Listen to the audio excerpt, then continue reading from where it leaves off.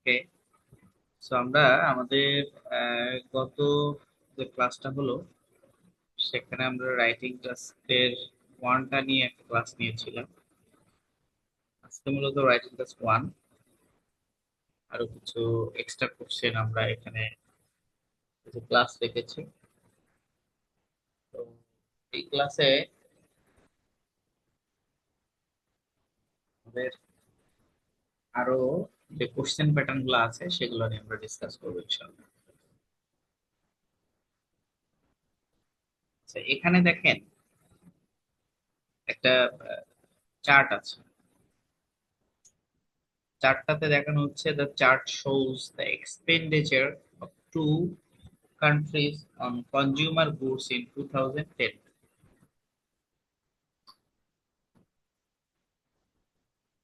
দুইটা দেশের, একটা হচ্ছে ফ্রান্স আর একটা ইউকে। এই দুইটা দেশের মানুষ, ভোক্তারা এখানে কয়েকটা গুডস থিংস এর কথা বলতেছে, পাঁচটা জিনিস: কার্স, কম্পিউটার্স, বুকস, পারফিউম আর ক্যামেরা। এই পাঁচটা বিষয়ের জন্য বা এই পাঁচটা জিনিসের জন্য কি পরিমাণ তারা পাউন্ড খরচ করেছে সেটার একটা রেশিও এখানে দেখা যাচ্ছে, রাইট? এখানে মূলত কি বলা হচ্ছে একটু দেখেন তো, কি বোঝা যাইতেছে এই গ্রাফটাতে? এট এ নলেজ, এট এ গ্লান্স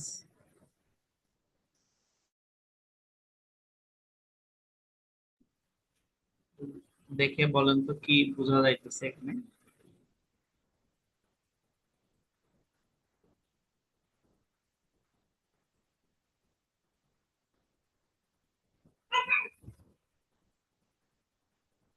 সাবির ভাই?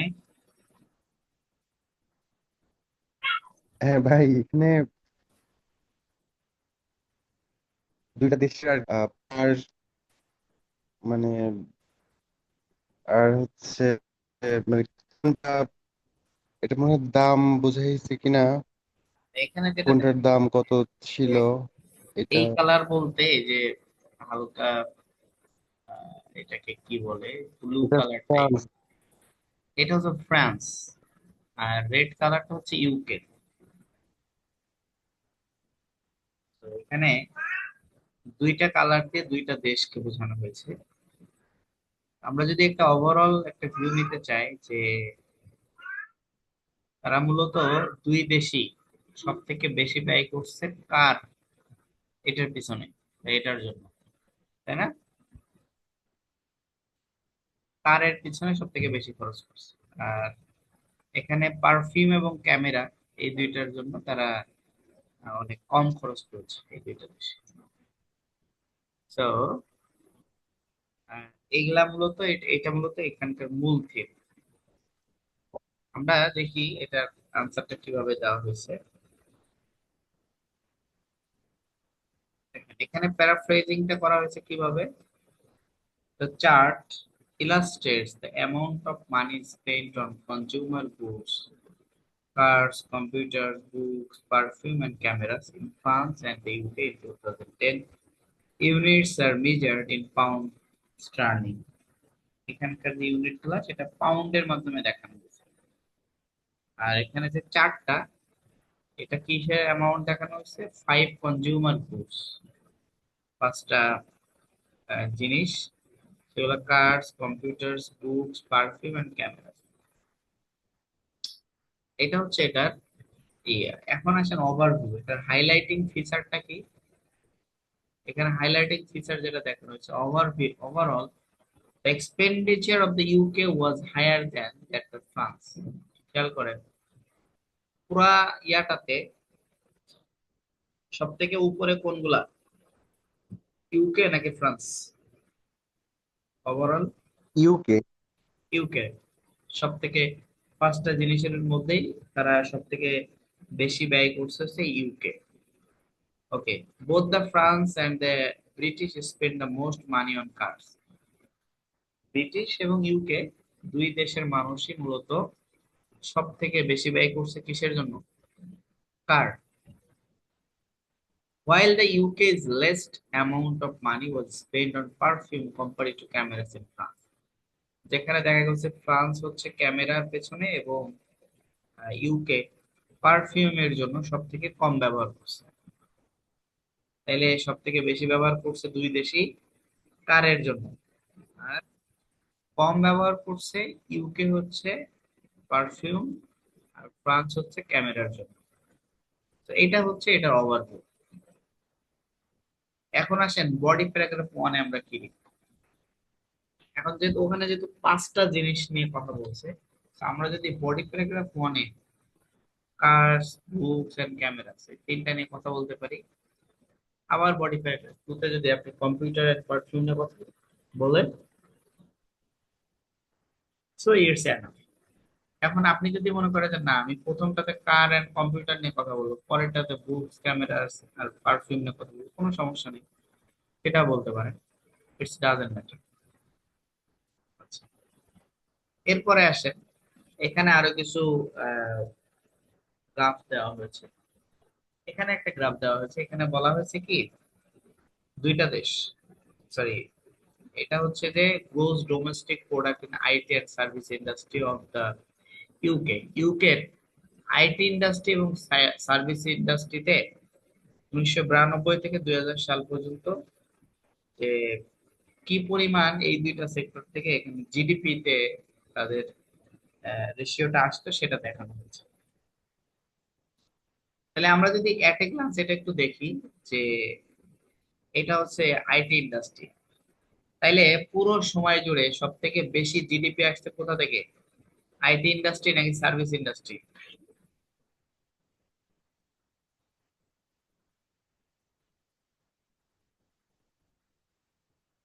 কোনটা থেকে বেশি আসছে? আহ, এটা ব্লুটা হচ্ছে এই যে এটা যেটা আকাশি কালার, এটা হচ্ছে আইটি ইন্ডাস্ট্রি। ও- এটা আইটি ইন্ডাস্ট্রি থেকে সব থেকে বেশি আসছে না দেখেন তো। জি আর জি জি। সব থেকে কম আসছে হচ্ছে মানে আইটির তুলনায় কম আসছে সার্ভিস ইন্ডাস্ট্রিতে। যদিও এটা সার্ভিস ইন্ডাস্ট্রি। 1992 সালে এই রেশিওটা অনেক কম ছিল, 2000 সালে এই রেশিওটা বাড়ছে, তুলনামূলকভাবে অন্য ইয়ার থেকে বাড়ছে।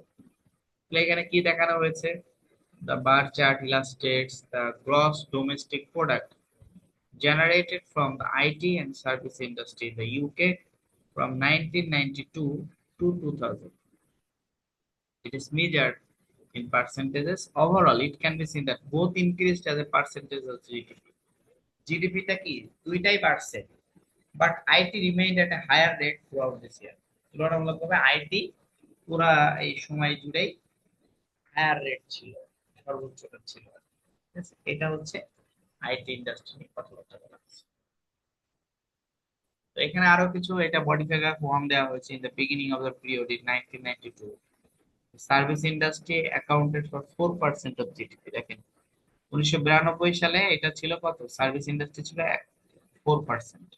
ঠিক আছে, 4%। হ্যাঁ, whereas IT exceeded this at just over 6%। যেখানে আইটি ছিল কত, এই যে জাস্ট ওভার মানে কি একটু উপরে, 6%-এর একটু উপরে 1992 সিক্স সালে। পয়েন্ট ওয়ান জাস্ট ওভার 6 বললেই হবে, এটা 6। ওখানে বলা আছে জাস্ট ওভার 6 মানে কি 6 এর একটু বেশি। ওভার দ্য নেক্সট 4 ইয়ার্স, পরবর্তী 4 বছরে the levels become more similar with both components standing between 6 and just over 8%। পরবর্তীতে 4 বছর সেখানে কাছাকাছি, যেমন 6, এটা হচ্ছে ওভার 6% আর এটা জাস্ট ওভার 8% হচ্ছে। ঠিক আছে, এখানে যেহেতু মেনশন করা নেই 6.5 কি অন্য কিছু, so ওইটা বলা যাবে না। আপনি জাস্ট ওভার 6 বা জাস্ট আন্ডার 8 বা জাস্ট আন্ডার 6 এরকম বলতে হবে। ঠিক আছে, যেমন এইটা, এটা জাস্ট আন্ডার 8। আচ্ছা, it was still higher overall, though it dropped slightly from 1994 to 1996। বলছে যে এই যে 96 তে গিয়া এটা দেখা গেছে কি এইটা আবার আইটি ইন্ডাস্ট্রিতে আবার এখান থেকে একটু কি ড্রপ হয়েছে, কমছে, যেটা এইটা এখানে দেখানো হয়েছে। ঠিক আছে, যে এখানে আবার এটা এই রেশিওটা কমছে। তো এটা এতক্ষণ আমরা বডি প্যারাগ্রাফ 1 নিয়ে কথা বলি।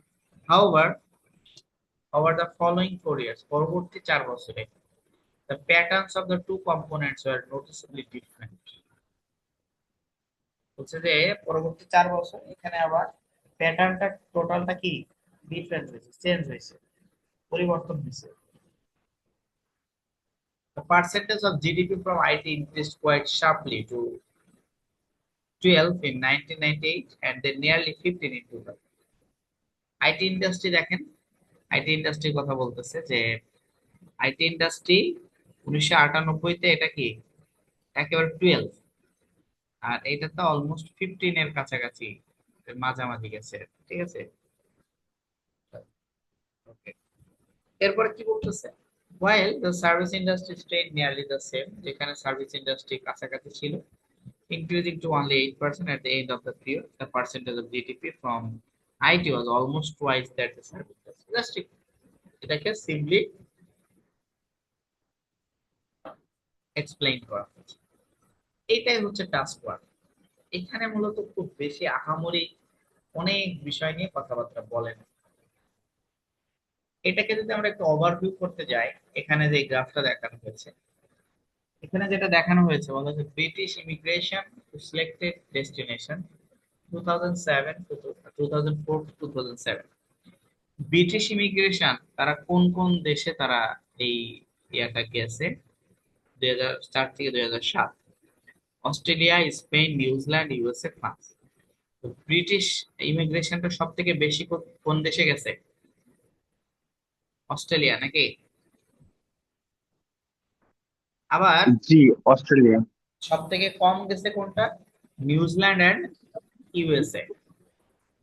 ইউএসএ। ইউএসএ এই দুইটাতে সব থেকে কম গেছে। তো এখানে দেখেন দেখানো হয়েছে, বলা হয়েছে, এখানে প্যারাফ্রেজ করা হয়েছে, আর এখানে এটার আরো বিস্তারিত আনসার দেওয়া হয়েছে। তারপর এরকম যে কোনো একটা আনসার যদি আমরা এখান থেকে দেখে ফেলতে পারি, মডেল আনসার যদি একটু ভালো মতো করে দেখতে পারি, তাহলে কিন্তু আমাদের এই গ্রাফ টাইপের কোশ্চেন এখানে সবগুলা লেখা সম্ভব। একটা কোশ্চেন এর আনসার, মডেল আনসার ভালো মতো যদি আপনারা দেখতে পারেন তাহলে সম্ভব। তো এখানে অনেকগুলো মডেল আনসার দেওয়া আছে যেগুলো আপনাদেরকে প্র্যাকটিসের জন্য হেল্প করবে, এবং আপনারা এই মডেল আনসার গুলো যদি ফলো করতে পারেন তাহলে প্র্যাকটিস আপনাদের জন্য খুব সহজ হবে ইনশাআল্লাহ। প্র্যাকটিস করেন, অনেকগুলো মডেল আনসার দেওয়া আছে দেখছেন একই টাইপের। ওকে, আচ্ছা, এইবার আসেন যে আমাদের কিছু টেবল নিয়ে কথা আছে। আর একটা টাইপের কোশ্চেন, একটা হচ্ছে table.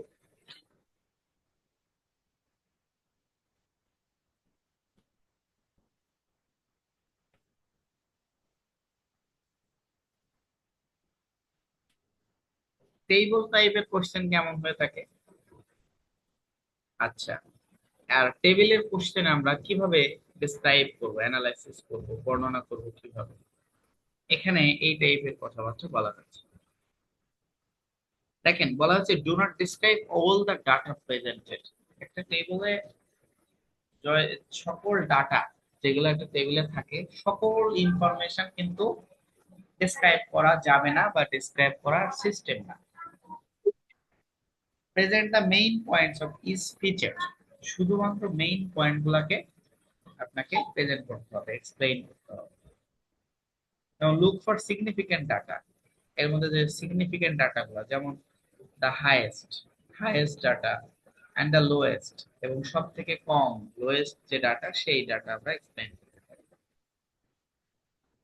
Try and group the data, একটা স্পেসিফিক গ্রুপের ডাটা।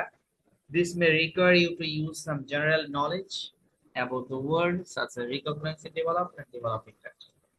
আমরা এখানে একটা টেবিল আছে, এই টেবিলটা আপনারা একটু এক্সপ্লেইন করবেন কি নিয়ে কথাবার্তা বলতেছে। আপনারা 1 মিনিট দেখেন, দেখে আমাকে এক্সপ্লেইন করবেন যে এই টেবিলটাতে কি বলতেছে।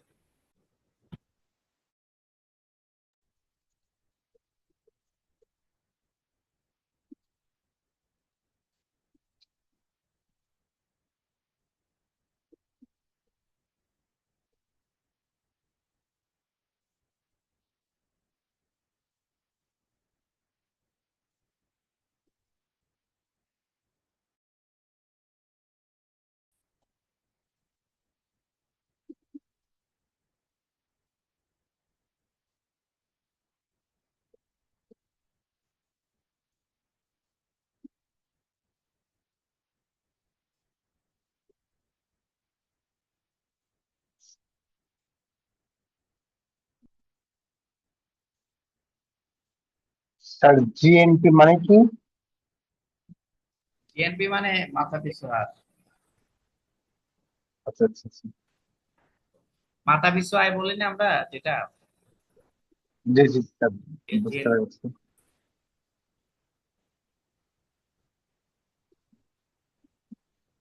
স্যার এখানে বিভিন্ন দেশের মানে বিভিন্ন কয়েকটা আহ, বাংলাদেশে যেরকম পার হেড মাথায় পিছু আয় হচ্ছে $140, এটাই বোঝানো হচ্ছে, সহজ এটাই কথা, হয়তো বা এখানে পাঁচটা লিখতে দেশের হবে। মানুষের লাইফ স্টাইল বা লাইফের কোয়ালিটি, এটা নিয়ে কথা বলা হচ্ছে। এখন এই লাইফের কোয়ালিটি নিয়ে কথা বলতে গিয়া কয়েকটা বিষয় বলা হচ্ছে, যেমন জিএনপি পার হেড, মাথা পিছু আয়। মাথা পিছু আয় কত? যেমন এখানে বাংলাদেশের কথা বলা হয়েছে, বলিভিয়া, ইজিপ্ট, ইন্দোনেশিয়া এবং ইউএসএ। আচ্ছা, এরপরে বলা হচ্ছে daily calorie supply per head. প্রতিটা মানুষের জন্য, বাংলাদেশের মানুষের জন্য কতটুকু ক্যালোরি সাপ্লাই বা থাকে, বা ক্যালোরি তারা পায় বাংলাদেশের মানুষ। বলিভিয়ার মানুষ কতটুকু পায়, ইজিপ্টের মানুষ কতটুকু পায়, ইন্দোনেশিয়ার মানুষ এবং ইউএসএ। এরপর লিস্ট লাইফ এক্সপেক্টেন্সি এট বার্থ, জন্মের সাথে মানে মানুষ কত বছর পর্যন্ত বেঁচে থাকার এক্সপেক্টেন্সি থাকে, সেরকমটা দেখা যাচ্ছে। ইনফ্যান্ট মর্টালিটি, শিশু মৃত্যুর হার পার 1000 লাইভ বার্থস, 1000 বাচ্চা জন্মগ্রহণ করার মধ্যে এর মধ্যে কতজন শিশু মারা যায়, সেটা মর্টালিটি রেটটা এখানে দেখানো হয়েছে। যেমন বাংলাদেশের ক্ষেত্রে মাথা পিছু আয় 40, সবচেয়ে বেশি মারা যায়। 140 $140। ওকে, ডেইলি ক্যালোরি পার হেড হচ্ছে 1877 গ্রাম। আর এটা হচ্ছে 40 লাইফ এক্সপেক্টেন্সি। আর মোর্টালিটি হার কত? 132। বলিভিয়া দেখেন 570, 2086, 50 আর 124। ইজিপ্ট 690, ক্যালোরি হচ্ছে 2950, লাইফ এক্সপেক্টেন্সি 56, আর শিশু মৃত্যুর হার 97। ইন্দোনেশিয়া এবং ইউএসএ, ইউএসএ কি দেখানো হয়েছে? ইউএসএ হচ্ছে $13,160 পার হেড। আর ডেইলি ক্যালোরি হচ্ছে 3653, আর লাইফ এক্সপেক্টেন্সি 74, আর শিশু মৃত্যুর হার 12। তাহলে এটা দেখে আমরা কি বুঝতেছি কোন দেশের মানুষের জীবনযাত্রার মান সব থেকে ভালো? কি বোঝা যায় বলুন তো? ইউএসএ। USA, right. আর সব থেকে বাজে অবস্থা কাদের? বাংলাদেশ। বাংলাদেশি পিপল, নাকি? আমাদের অবস্থা খুবই জি, বাজে। আমাদের অবস্থা খুবই খারাপ। হ্যাঁ, খুবই খারাপ অবস্থা। এখন এটা হচ্ছে এখানকার রেশিওটা দেখা যাচ্ছে। তাহলে ওভারভিউটা কি, যে বাংলাদেশের সব থেকে খারাপ অবস্থা লাইফ স্টাইল, আর ইউএস এর সব থেকে ভালো। এটাই তো এট এ গ্লান্স নাকি টেবিলের মূল থিম। জি, এটাই। হ্যাঁ, এরপরে আপনাকে এটাকে এখন এক্সপ্লেইন করতে হবে যে বাংলাদেশের মানুষের আহ মাথা পিছু আয় কত, হ্যাঁ, ক্যালোরি কত, সাপ্লাই কত, ইনফ্যান্ট মোর্টালিটি কত, এটা নিয়ে এখন এক্সপ্লেইন করতে হবে বডি প্যারাগ্রাফ 1, 2 বা 3 তে। ওকে, তাহলে এই টাইপের কোশ্চেন লেখার ক্ষেত্রে আমাদের শুরুতে কয়েকটা জিনিস খেয়াল করতে হবে। যেমন এই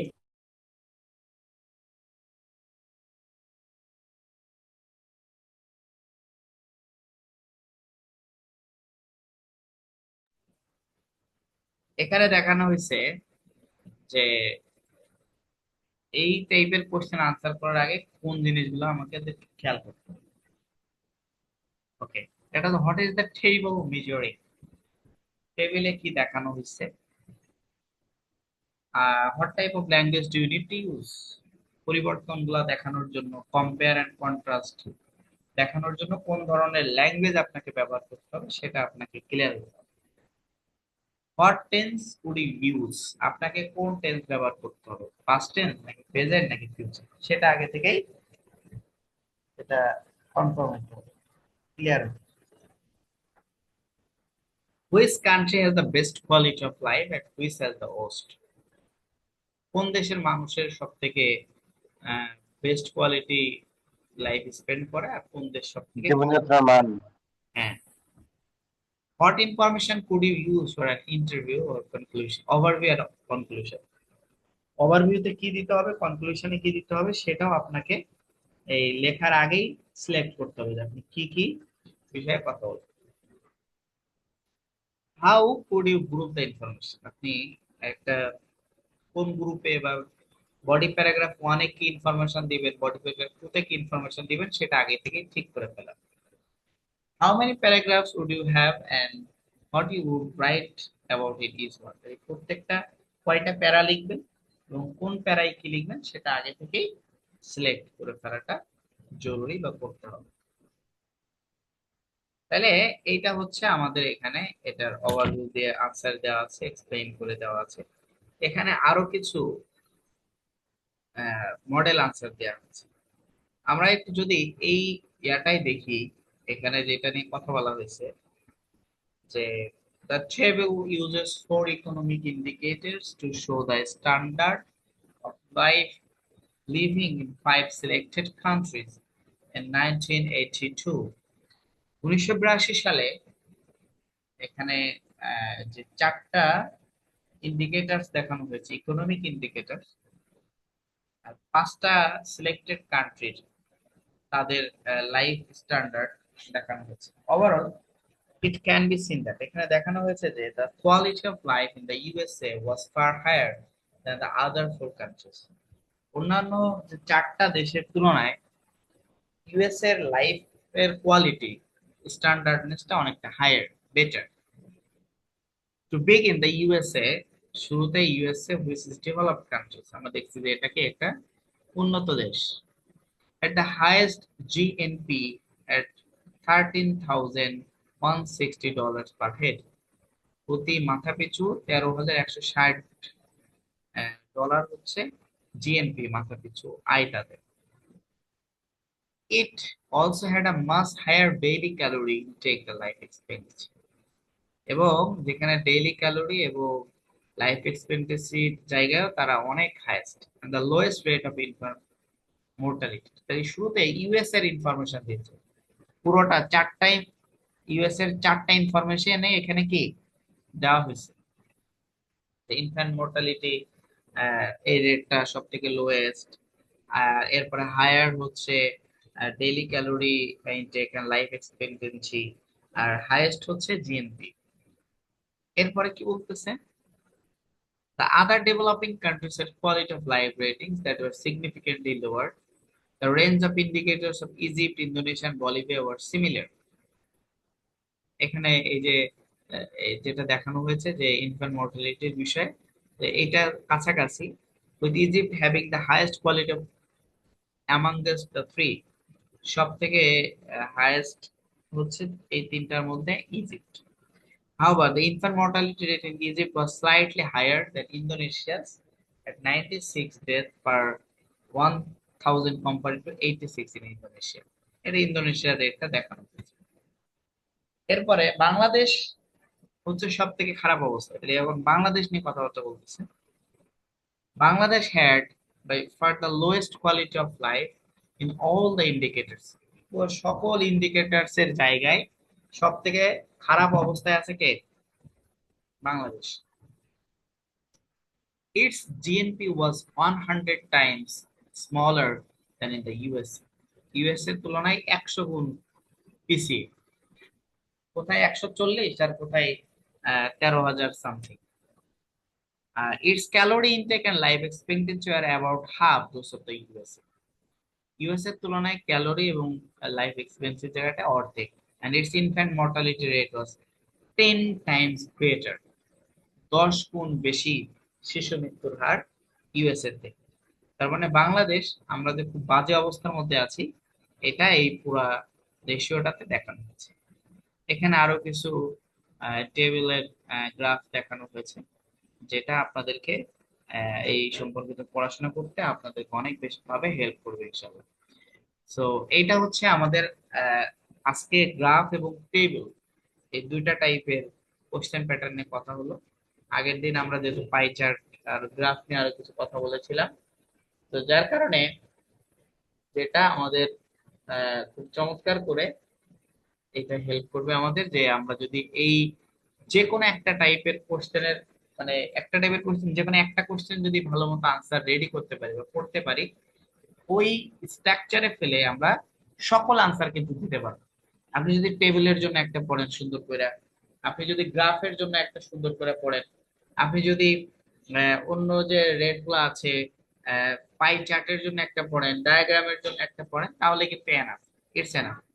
এতে করে যেটা হবে আপনার, সেটা হচ্ছে আপনার যে সেন্টেন্সের যে ইয়াটা, স্ট্যান্ডার্ডনেসটা, সেটাও মেনটেন করা হবে। কিছু চমৎকার সেন্টেন্স ভোকাবুলারিজ আপনার এর মধ্যে চলে আসবে, যেটা আপনাকে অনেক ভালোভাবে হেল্প করবে একটা হাই ব্যান্ড স্কোর এখান থেকে উঠানোর জন্য। ঠিক আছে, তো এটা হচ্ছে আমাদের এই টাইপের কোশ্চেন। আমাদের টাস্ক 1 নিয়ে আমাদের আরো একটা ক্লাস আছে, যেখানে আমরা ডায়াগ্রাম কিভাবে করতে পারি এই টাইপের কোশ্চেন আমাদের সেখানে থাকবে, যেটা খুব কমন কোশ্চেন। যেমন আমাদের স্টুডেন্টরা গত 27 তারিখে যারা এক্সাম দিয়েছে, তাদের কিন্তু আসছে, একটা ডায়াগ্রাম আসছে। আবার গত কালকে 4 তারিখে যে স্টুডেন্ট এক্সাম দিয়েছে, তাদের আবার এখানে গ্রাফ দিয়েছে। তো ডায়াগ্রাম এবং গ্রাফ এই দুইটা টাইপের কোশ্চেন প্যাটার্ন টাস্ক ওয়ানে খুবই কমন। যেমন আমাদের লিসেনিং এর জন্য এখন তারা যেটা করছে, পার্ট 1-এ লিসেনিং এ তারা আবার এমসিকিউ দিয়ে দিছে শুরুতে, 4টা এমসিকিউ দিছে। সো কোশ্চেন প্যাটার্ন কিন্তু দিন দিন ডিফারেন্ট হচ্ছে, এটা খেয়াল করতে হবে। আর এটা মাথায় রেখে আপনাদেরকে এক্সাম দিতে হবে।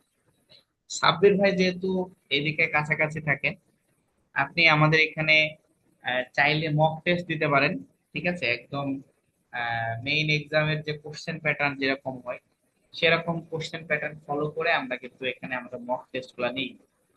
তো যেমন আমাদের গতকালকে যে স্টুডেন্ট এক্সাম দিয়েছে যারা, এর মধ্যে একজন স্টুডেন্ট আছে খুবই ভালো, আমরা আশা করতেছি তার 7.5 to 8 আসবে ইনশাল্লাহ। সে ইভেন রিডিং এর এক্সামে মানুষ সময় পায় না, উনি রিডিং শেষ কইরা দেখে ওনার আরো 10 মিনিট বাকি আছে। তো এই হচ্ছে অবস্থা আর কি। এই জন্য একটু, ওই যে একটা কথা আছে যে কঠিন প্রশিক্ষণ সহজ যুদ্ধ, প্রস্তুতিটা যদি ভালো হয় তাহলে এক্সাম হলে আপনাকে স্ট্রাগল কম করতে হবে।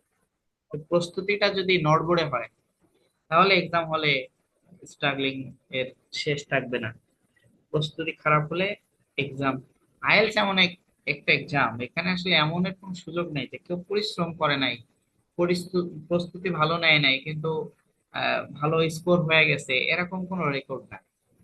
You have to remember that it is a language test, language proficiency test. So you have to prove your proficiency perfectly. Otherwise, you won't be able to get the high band score in your IELTS exam. So if you have a plan to get the high band score, so definitely you have to try from here, from now. And if you can just do it, after a few days later, your improvement will be done definitely. অবশ্যই হবে, improve হবেই। So এই হচ্ছে বিষয়। আপনাদের যদি কোনো বিষয়ে জানার বা কথা, ইনশাল্লাহ, ইনশাল্লাহ, ইনশাল্লাহ। জি জি ভাই, কোনো বিষয়ে যদি জানার বা কথা থাকে তাহলে করতে পারেন। নাইম ভাই কি অবস্থা? নাইম ভাই এত দেরিতে ঢুকছেন কেন আজকে? ভাই এই তো আলহামদুলিল্লাহ চলছে। নাইম ভাইকে তো ক্লাসেও নেক্সট ক্লাস থেকে যেন দেরি না হয়। জি ভাই, গত দুইটা ক্লাস জয়েন করতে পারি নাই। ব্যস্ততা অনেক নাকি? জি ব্যস্ততা ছিল তো। ও আচ্ছা। একদিন এই যে সাদিক ক্যামেরায় ছিল, আর একদিন বাইরে ছিলাম গাড়িতে। ও আচ্ছা, হ্যাঁ আপনাদের কুষ্টিয়াতে গেল, আপনারা সংবর্ধনা দিলেন দেখলাম, কুষ্টিয়া জেলার লোক। জি ভাই। আশিক ভাই কথা হতে বলেন না কেন কিছু? আর চুপ থাকলে চলবে?